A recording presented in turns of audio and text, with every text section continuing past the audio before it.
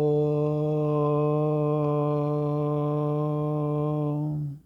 శ్రీ గురుభ్యో నమః.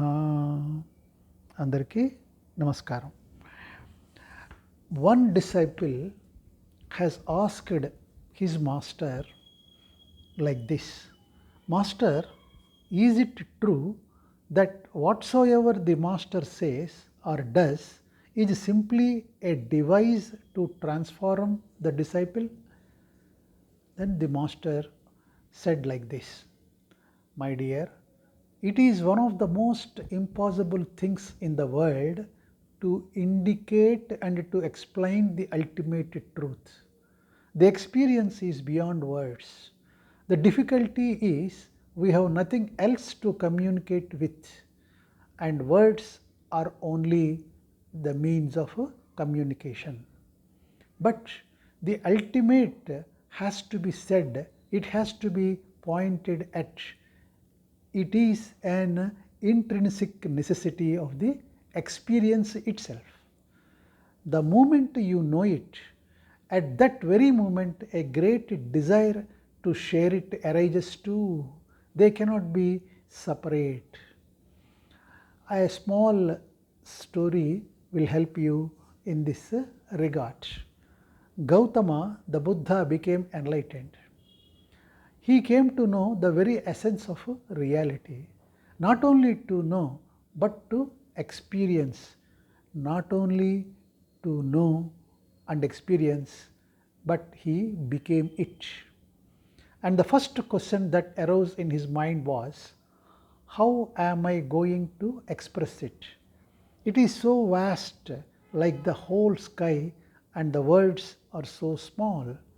How to bring this strange experience to those who are groping on the path, just the way I was groping for millions of lives? It is natural that a compassion should arise, because those who are groping are not strangers, they are fellow travelers. You are blessed that you have found the door. Somehow make the deaf listen, the blind see. Make the words dance and sing and express the ecstasy. But how to do it? The experience wants you to drown yourself completely in it, and the compassion wants you to stay on the shore a little more and shout from the rooftops of the houses to those who are deaf. Perhaps somebody may hear. For 7 days, Buddha remained silent. He could not decide what to do. He was in a dilemma. There are no words in human language which can bring the ultimate experience. The story is tremendously beautiful, but remember, it is a parable. It is not a story. In Buddhism, the word God is simply an evolutionary term. Man evolves into a God. Godliness is the ultimate opening of the lotus of your being. Each being in the world is destined to become a God one day, sooner or later. So the gods in heaven were waiting for 7 days. They were the only ones in the whole existence who knew that Gautama had come home and they wanted him to speak. Because rare is the chance and unique is the opportunity when somebody comes to such a glory, such a blessedness. The flower should not disappear without leaving its fragrance all around. Gautama should speak. As 7 days have passed and Buddha was sinking within himself, a few gods representing the whole galaxy of gods came down to Gautama Buddha and prayed to him. This is the moment to show compassion. Please speak. Whatever you have experienced, give words to it. Give wings to it, let it reach to those who are thirsty. Gautama Buddha said to them, these 7 days I have been struggling without coming to any conclusion. It is so vast and rich, and language is so poor. Even if something goes into the words, it will not reach people as they try to interpret it. Who is there to listen? For listening, innocence is needed. Buddha further said, here, unfortunately, everyone is so knowledgeable that you cannot find a single person who can say, I don't know. So, Buddha said, it is better just to be silent and quiet. Gods felt though what he is saying is right, somehow he has to be convinced to speak because one never knows when another person is going to become enlightened again. So they said to Buddha, you are right as far as 99% of people are concerned. But what about the 1% of people? You cannot deny that there may be one person who may listen to you. There may be one person in the whole world who may be transformed by your words. And if you don't speak, he will go on groping in darkness. He is just on the boundary line, needs a little push just for a few individuals. Please speak. Your question is, are the words and the works of all the masters are only devices? Isn't it, my dear? Yes, they are only devices. Devices to bring you closer to truth. There is no direct way to transfer it. Hence, an indirect way has to be found. That is what a device is, an indirect way. You think you are doing one thing. The master is planning for something else to happen indirectly. For example, I am speaking to you. You think this is a discourse. It is not. It is just a device. While you are listening, you are playing with words, and so attentive, your mind is completely engaged. So, the master can have a heart to heart contact and the mind will not disturb it. That heart to heart contact happens simply in the presence of the master. But the mind has to be engaged in some toys, my dear. Different masters have used different toys. They are only devices. And later on, those devices became religions and people fight over those devices. They are not the real thing.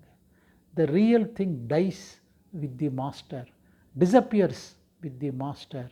It was in his presence, it was in his silence, it was in his eyes, it was in his heartbeat. I mean the real thing. And you can see the difference. Gautama Buddha speaks. The same words have been repeated for 25 centuries by thousands of Buddhist monks, but those same words don't create the same impact. What is missing, my dear? If it was only the words, then whether Buddha speaks or whoever speaks, it makes no difference. Just a gramophone record, the master, his master's voice. The master is not there. But why don't those words create the same ringing of bells in your heart? Every day you use those words of different masters, but unless you have the experience, your words are empty, how much scholarly even if they are. They know the scriptures. Sometimes perhaps they are better orators than Lord Krishna, Lord Mahavira, Lord Buddha, but still their words are empty and dead.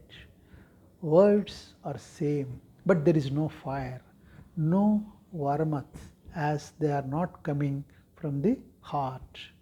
Each master creates his own device, my dear.